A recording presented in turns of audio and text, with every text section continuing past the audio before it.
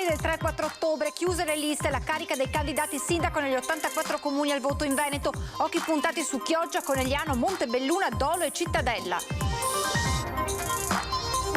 Confronto tra Salvini e i governatori leghisti su vaccini e Green Pass, accelerazione della campagna vaccinale per evitare l'obbligo e certificato verde da utilizzare per favorire aperture in sicurezza a partire dai grandi eventi. Intanto, dopo l'ok degli industriali di Treviso e Padova, anche la CGIL della Marca dice sì all'estensione del Green Pass in uffici pubblici e aziende private e all'obbligo vaccinale. Mattina di terrore in pieno centro a Trieste, sparatoria tra operai stranieri davanti ad un bar, 7 feriti, 2 persone fermate dalle forze dell'ordine. Non ce l'ha fatta il bimbo di 5 anni ricoverato in gravissime condizioni dopo lo schianto tra 2 auto ieri sera in tangenziale tra Mirano e Dolo. Il piccolo è morto nella notte, grave la sorellina. Mondo delle imprese in lutto per la scomparsa di Renato Sartorello, storico fondatore dei magazzini SME. Aveva 88 anni, il cordoglio di Zaia, un Veneto d'altri tempi. Alla Mostra del Cinema di Venezia ha siglato l'accordo tra Assessorato regionale al turismo e Veneto Film Commission. Obiettivo: promuovere le eccellenze paesaggistiche come location per set cinematografici o per produzioni televisive. Edizione regionale dei telegiornali di Antenna 3, buonasera e ben ritrovati. Apriamo con la politica e con la corsa verso le elezioni amministrative del 3 e 4 ottobre. Chiuse oggi le liste con i candidati sindaci e consiglieri comunali. Sono 84 i comuni veneti che andranno alle urne, 23 in provincia di Verona, 14 in provincia di Padova, 12 in provincia di Vicenza, 11 in provincia di Venezia, 8 nelle province di Treviso, Rovigo e Belluno. 10 di questi 84 comuni sono sopra i 15.000 abitanti, in questi potrebbe essere necessario il ballottaggio 15 giorni dopo. I candidati in Veneto, facciamo una mappatura con i 28 candidati sindaco per quanto riguarda la provincia di Treviso, 36 candidati a Venezia, in provincia di Venezia, 38 candidati sindaco in provincia di Padova, 27 i candidati sindaco invece a Vicenza, 20 candidati alla poltrona di primo cittadino per quanto riguarda la provincia di Rovigo e 17 i candidati sempre sindaco nella provincia di Belluno. Occhi puntati soprattutto a Chioggia nel Veneziano, a Conegliano e Montebelluna per la Marca trevigiana e Albignasego e Cittadella nel Padovano. E il segretario della Lega, Matteo Salvini, dopo un incontro con i governatori leghisti, ha presentato le proposte del suo partito in tema di vaccinazioni e Green Pass. Dalla Lega le proposte su piano vaccinale e Green Pass, risultato di una videoconferenza tra il segretario del Carroccio Matteo Salvini e i governatori Fedriga, Fontana, Fugatti, Solinas, Spirlì, Tesei e Zaia.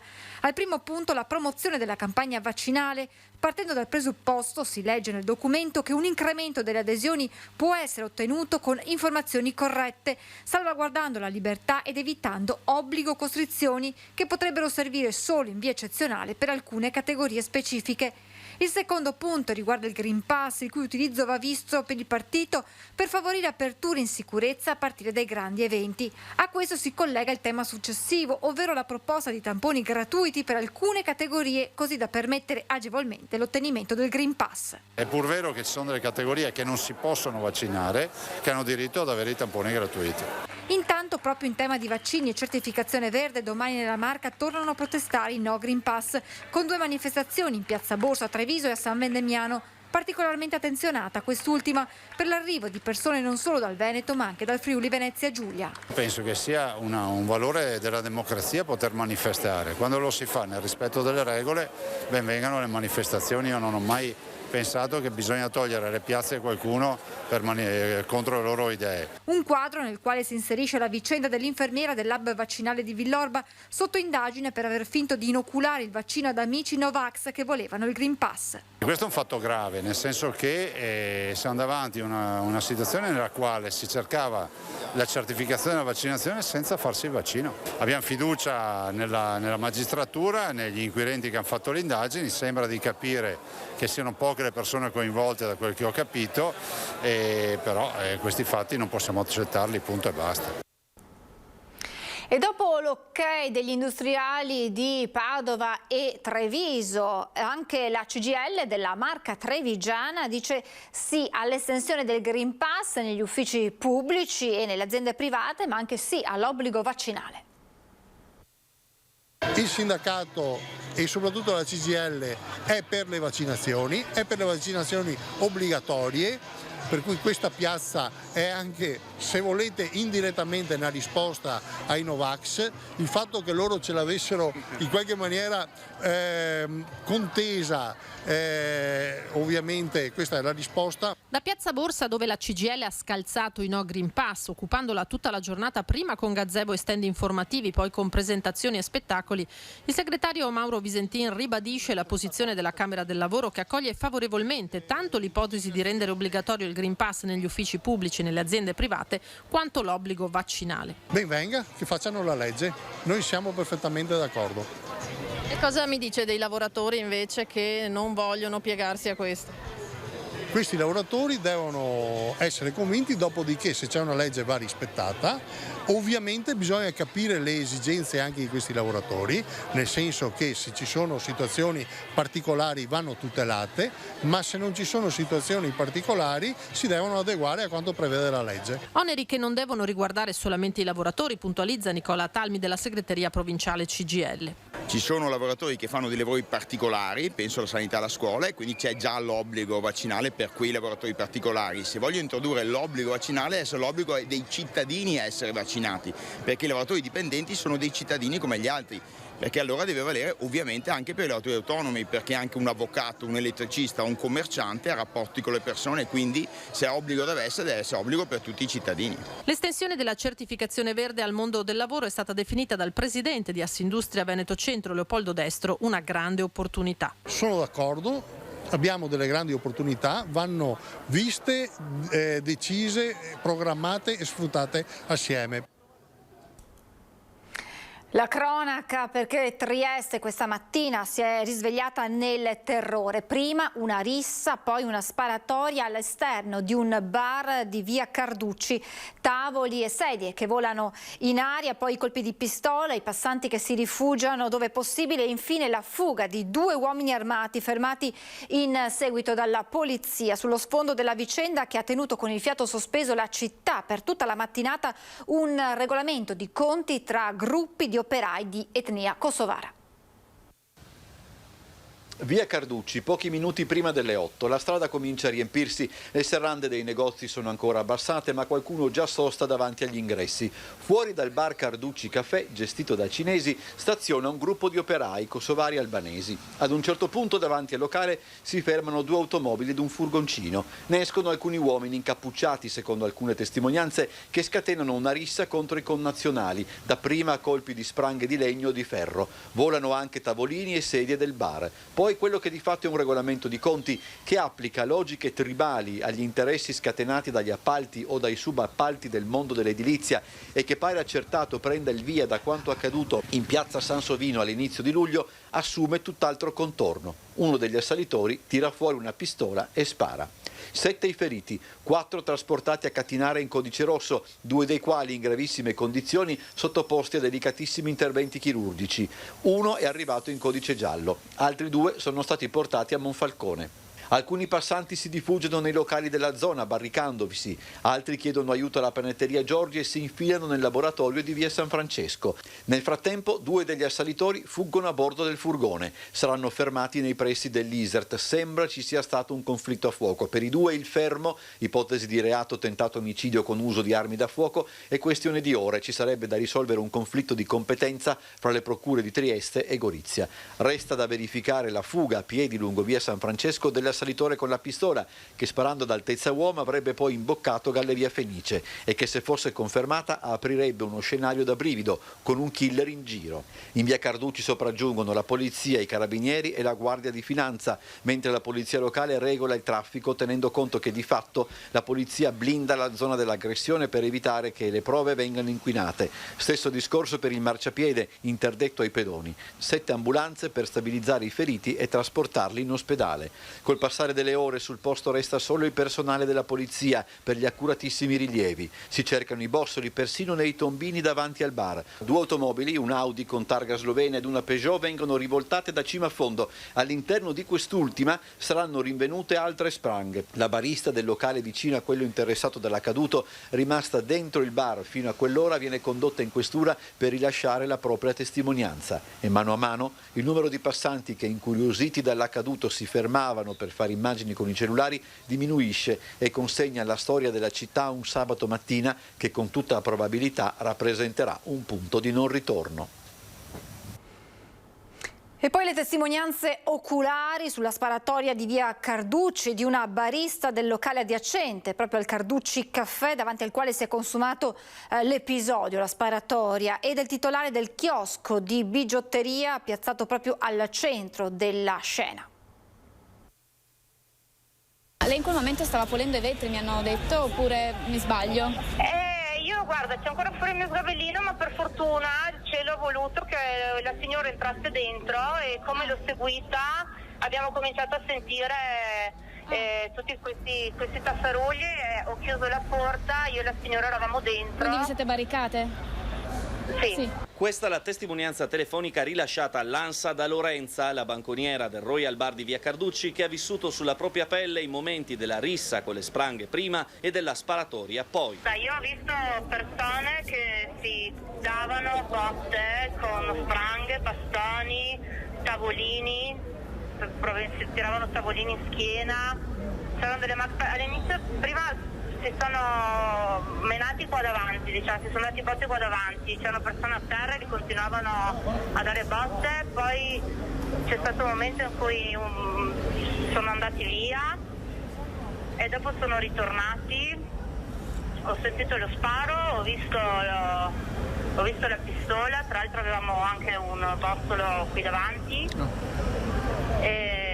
E niente, io ho chiamato il 112. Un episodio di cronaca mai visto a Trieste in un sabato apparentemente tranquillo di fine estate. L'unica possibile avvisaglia in quella parte centralissima della città era il tipo di frequentazione di quel bar a fianco di quello dell'intervistata, il Carducci Caffè. No, il bar qua a fianco, diciamo, dove c'erano le persone in questione, è un po' più frequentata da quella tipologia di gente, però insomma fino a questo non era mai successo nulla di simile. Come è stato già detto, Kosovo, Serbia, penso, quelle zone lì, i tratti erano presso più simili operai che andavano al lavoro, quindi chi vestiti con i soliti, diciamo, vestiti da lavoro, ho visto mazze da baseball, ho visto spranghe. Poi le parole di un altro testimone, il titolare di quel chiosco piazzato proprio al centro della scena del crimine, quello che un tempo ospitava un'edicola ed ora offre invece bigiotteria etnica. No, l'ho visto uno gruppo stamattina è venuto per bere caffè al bar cinesi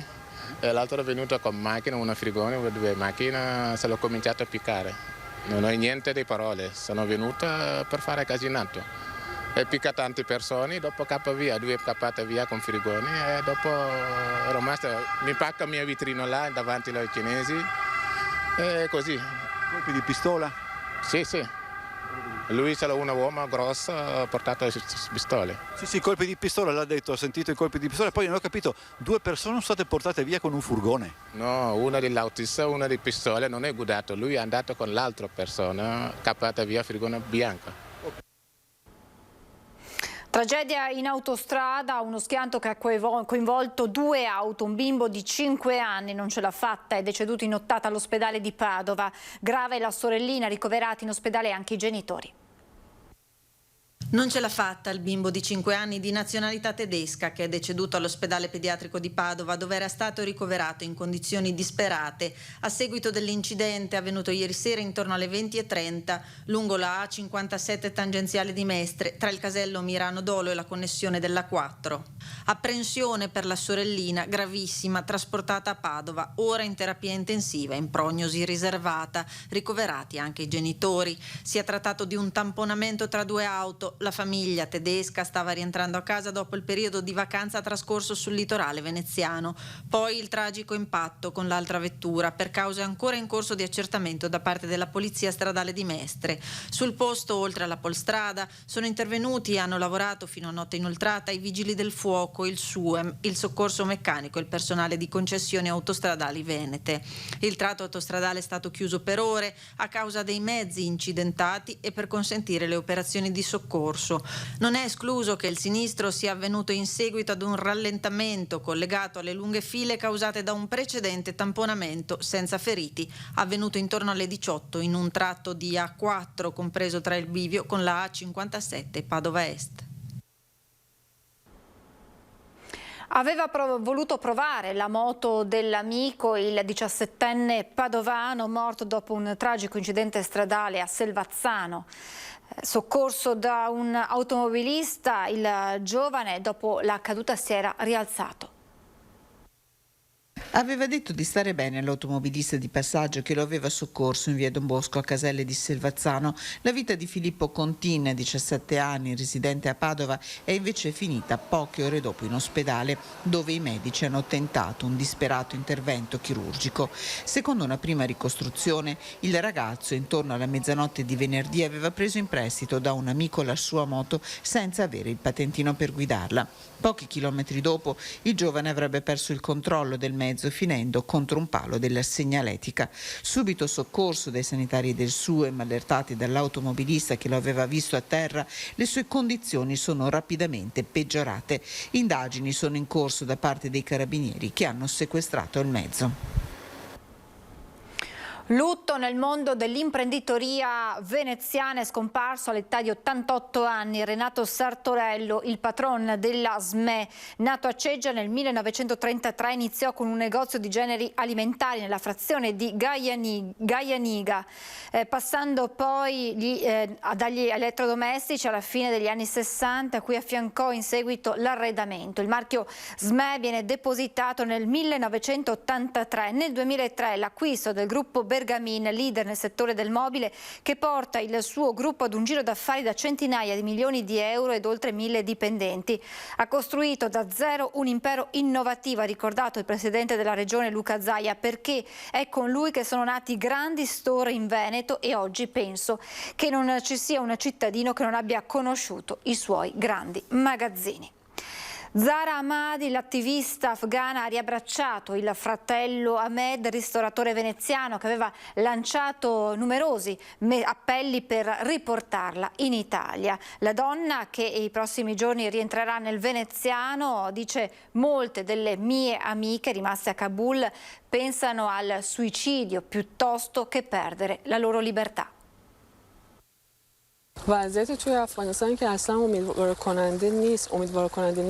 La morte della speranza è alle porte dell'Afghanistan. A dirlo è Zahra Ahmadi, l'imprenditrice 32enne e attivista afghana riuscita a fuggire da Kabul grazie al ponte aereo organizzato dalla Farnesina. Finalmente, dopo essere arrivata in Italia e aver trascorso i giorni di quarantena preventiva, ha riabbracciato suo fratello Ahmed, lo chef veneziano, artefice di numerosi appelli ai politici per permetterle di rientrare. L'ha raggiunta a Ischia, dove riceverà un riconoscimento per la lotta a favore dei diritti umani. Ma il pensiero della donna va alle amiche rimaste a Kabul in una gabbia, dice, perché obbligate a stare chiuse in casa. Sono angosciata per loro, spiega. Molte di loro hanno partecipato con lei il 14 agosto alla manifestazione di protesta contro l'avanzata dei talebani e ora sono costrette a nascondersi in appartamento per paura di ritorsioni. In questi giorni, quando riesco a parlare con alcune di loro, percepisco forte il sentimento di impotenza e rassegnazione, continua, ed in qualche caso mi confessano apertamente di pensare al suicidio piuttosto che restare in quelle condizioni. Non possiamo pensare ad un futuro senza la libertà che avevamo. Effetto rientro dalle ferie, parliamo di emergenza Covid, farmacie prese d'assalto per i tamponi e dopo l'annuncio dell'arrivo dei test salivari è già scattata la richiesta. Ad oggi però non danno ancora diritto al Green Pass. tamponi e vaccinazioni, le farmacie sempre in prima linea si trovano ad affrontare con il rientro un vero e proprio boom di richieste. Assolutamente sì, ce n'è molto perché ancora sono estremamente richiesti in conferme, sia per necessità di carattere proprio burocratico, rilasci Green Pass eccetera, che per sicurezza personale talvolta, perché anche il vaccinato può chiederci di nuovo di fare un controllo di tampone per valutare più o meno la positività. Un via vai continuo di gente, le agende piene, quello dei tamponi per i farmacisti è diventato praticamente un secondo lavoro. Sta costituendo per noi proprio un'area di lavoro regolare, fissa, e ci sono una o più persone impegnate stabilmente nel fornire questo servizio, sia all'interno nell'accettazione che all'esterno per la fornitura del servizio. Farmacie che sono diventate anche il termometro di una situazione di tensione sociale frutto dei fronti contrapposti tra chi è favorevole alla vaccinazione e al Green Pass e chi invece non lo è, ed anche pagare un tampone può scatenare le ire dell'utente, clienti che non vogliono firmare il documento predisposto con le disposizioni regionali con infinite discussioni. A tutto ciò si aggiunge l'annuncio della possibilità di effettuare il tampone salivare e subito si è scatenata la richiesta con utenti che lo chiedevano a 50 centesimi. Peccato però. Qui e ora, hic et nunc, non c'è ancora questa cosa, la stiamo aspettando credo ormai a giorni. Ad oggi il salivare non è all'interno della lista dei presidi di tampone che possono permettere il rilascio del Green Pass. Insomma, l'annuncio per il momento è tale, mancando delle comunicazioni ministeriali, lo stesso Ministero non li ha ancora recepiti, dopodiché sarà la volta della Regione che comunicherà alle farmacie le eventuali modalità operative. Resta infine da capire peraltro quali tamponi salivari verranno adottati. E dunque avete sentito, da Vicenza a Padova la situazione non cambia, quindi farmacie prese d'assalto per i tamponi salivari che però non sono ancora affidabili in termini di Green Pass, spiegano i farmacisti a Padova, questo dove nel frattempo sono in arrivo 123 sospensioni tra gli iscritti all'ordine. Sono la nuova frontiera dei test anti-Covid considerati meno invasivi. Parliamo dei tamponi salivari più facili da sopportare rispetto ai tradizionali orofaringei. Test approvati ma non ancora sicuri se di tipo rapido per la certificazione del Green Pass, spiegano i farmacisti. Il test molecolare ha dato delle garanzie del 99-100%. Da fonti sembra che il test salivare rapido dia una copertura un 49-50%. Allora, devo dire che tutti i colleghi che non lo stanno facendo perché professionalmente non è corretto che noi rilasciamo un Green Pass che non è contemplato, perché il Green Pass sarebbe contemplato solo sul test salivare molecolare. Sul tema i farmacisti sono in attesa di chiarimenti dal governo e dalla regione. Nel frattempo l'invito a tutti i professionisti compresi è quello di non utilizzare il test rapido salivare per ottenere un Green Pass. Del resto in questi giorni è stato boom di richieste per i tamponi con molte farmacie sotto pressione. Ecco, lei ha una specie di pellegrinaggio per i tamponi in questi giorni, abbiamo visto più di qualcuno anche adesso. Sì, devo dire che coi tamponi stiamo aumentando, c'è un maggiore flusso e richiesta e devo dire che siamo arrivati qui all'incirca 30-40 tamponi al giorno nella mia farmacia. Nel frattempo a Padova sono in arrivo 123 sospensioni per farmacisti privi di vaccinazione, il 10% del numero totale. Il momento in cui vengono sospesi, sono sospesi totalmente dalla loro professione. Non è che li possiamo spostare e fare altre o dimensionarlo. No, non può esercitare la professione del farmacista, né in farmacia né in parafarmacia chi è iscritto all'ordine professionale. Cambiamo argomento, andiamo alla Mostra del Cinema di Venezia, accordo tra Assessorato al Turismo e Veneto Film Commission per la promozione del turismo in Veneto attraverso il cinema. Il protocollo è stato presentato proprio al Lido di Venezia nell'ambito della Kermesse cinematografica.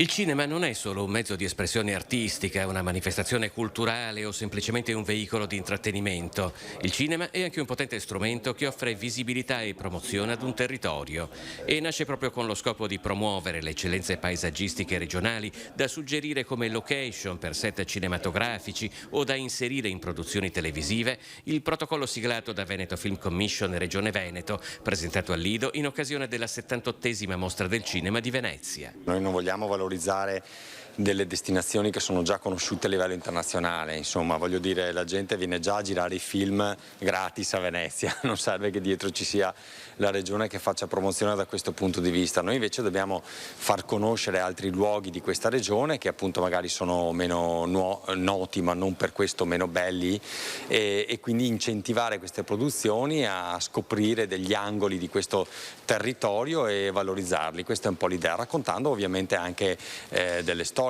Il cinema è anche in grado di produrre migliaia di posti di lavoro, molti dei quali ad elevata professionalità, generando inoltre un indotto talmente esteso da risultare difficilmente calcolabile. La Veneto Film Commission rappresenta un riferimento per l'industria cinematografica e audiovisiva locale e più in generale per chi voglia investire su produzioni realizzate in Veneto. Noi abbiamo avuto rapporti con un centinaio di produzioni interessate a venire in Veneto. È chiaro che da questi rapporti dovremmo ottenere dei frutti soprattutto nel 2022 e nel 2023. Abbiamo il sito con tutte le location, tante produzioni che sono decise a venire qui in Veneto per motivi che ovviamente sono abbastanza scontati, cioè la bellezza del territorio, la varietà del territorio. Ed è tutto, siamo in chiusura, vi lascio come sempre le previsioni meteo, grazie per averci seguito, buona serata.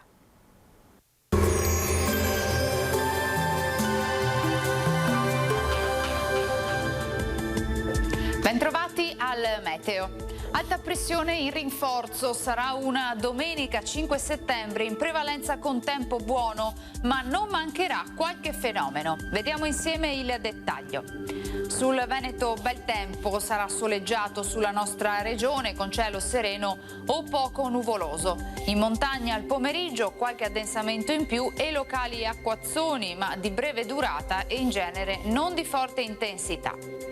Temperature piacevoli, minime tra 14 e 18 gradi, valori massimi oscillanti invece tra i 24 e i 29 gradi.